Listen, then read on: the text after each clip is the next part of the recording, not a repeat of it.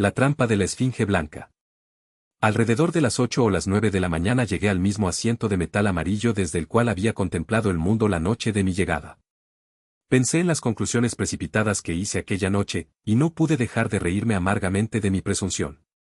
Allí había aún el mismo bello paisaje, el mismo abundante follaje, los mismos espléndidos palacios y magníficas ruinas, el mismo río plateado corriendo entre sus fértiles orillas. Los alegres vestidos de aquellos delicados seres se movían de aquí para allí entre los árboles.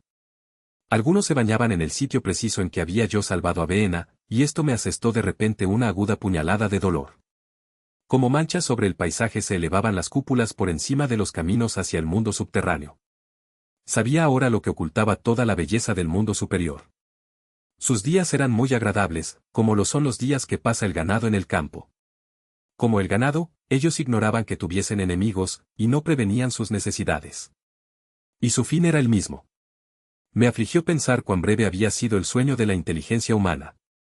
Habíase suicidado.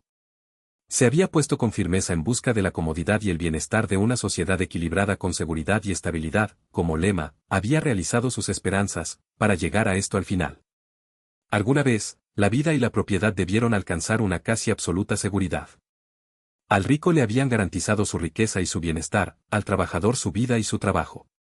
Sin duda en aquel mundo perfecto no había existido ningún problema de desempleo, ninguna cuestión social dejada sin resolver. Y esto había sido seguido de una gran calma. Una ley natural que olvidamos es que la versatilidad intelectual es la compensación por el cambio, el peligro y la inquietud. Un animal en perfecta armonía con su medio ambiente es un perfecto mecanismo. La naturaleza no hace nunca un llamamiento a la inteligencia, como el hábito y el instinto no sean inútiles. No hay inteligencia allí donde no hay cambio ni necesidad de cambio. Solo los animales que cuentan con inteligencia tienen que hacer frente a una enorme variedad de necesidades y de peligros. Así pues, como podía ver, el hombre del mundo superior había derivado hacia su blanda belleza, y el del mundo subterráneo hacia la simple industria mecánica. Pero aquel perfecto estado carecía aún de una cosa para alcanzar la perfección mecánica, la estabilidad absoluta. Evidentemente, a medida que transcurría el tiempo, la subsistencia del mundo subterráneo, como quiera que se efectuase, se había alterado. La madre necesidad, que había sido rechazada durante algunos milenios, volvió otra vez y comenzó de nuevo su obra, abajo. El mundo subterráneo, al estar en contacto con una maquinaria que, aun siendo perfecta, necesitaba sin embargo un poco de pensamiento además del hábito, había probablemente conservado, por fuerza, bastante más iniciativa, pero menos carácter humano que el superior. Y cuando les faltó un tipo de carne, acudieron a lo que una antigua costumbre les había prohibido hasta entonces. De esta manera vi en mi última mirada el mundo del año 802.701. Esta es tal vez la explicación más errónea que puede inventar un mortal. Esta es, sin embargo, la forma que tomó para mí la cosa y así se la ofrezco a ustedes. Después de las fatigas, las hesitaciones y los terrores de los pasados días, y pese a mi dolor, aquel asiento, la tranquila vista y el calor del sol eran muy agradables. Estaba muy cansado y soñoliento y pronto mis especulaciones se convirtieron en sopor. Comprendiéndolo así, acepté mi propia sugerencia y tendiéndome sobre el césped gocé de un sueño vivificador. Me desperté un poco antes de ponerse el sol. Me sentía ahora a salvo de ser sorprendido por los Morlocks y, desperezándome, bajé por la colina hacia la Esfinge Blanca. Llevaba mi palanca en una mano, y la otra jugaba con las cerillas en mi bolsillo. Y ahora viene lo más inesperado. Al acercarme al pedestal de la Esfinge, encontré las hojas de bronce abiertas. Habían resbalado hacia abajo sobre unas ranuras. Ante esto me detuve en seco vacilando en entrar. Dentro había un pequeño aposento, y en un rincón elevado estaba la máquina del tiempo. Tenía las pequeñas palancas en mi bolsillo. Así pues, después de todos mis estudiados preparativos para el asedio de la Esfinge Blanca, me encontraba con una humilde rendición. Tiré mi barra de hierro, sintiendo casi no haberla usado. Me vino a la mente un repentino pensamiento cuando me agachaba hacia la entrada. Por una vez al menos capté las operaciones mentales de los Morlocks. Conteniendo un enorme deseo de reír, pasé bajo el marco de bronce y avancé hacia la máquina del tiempo.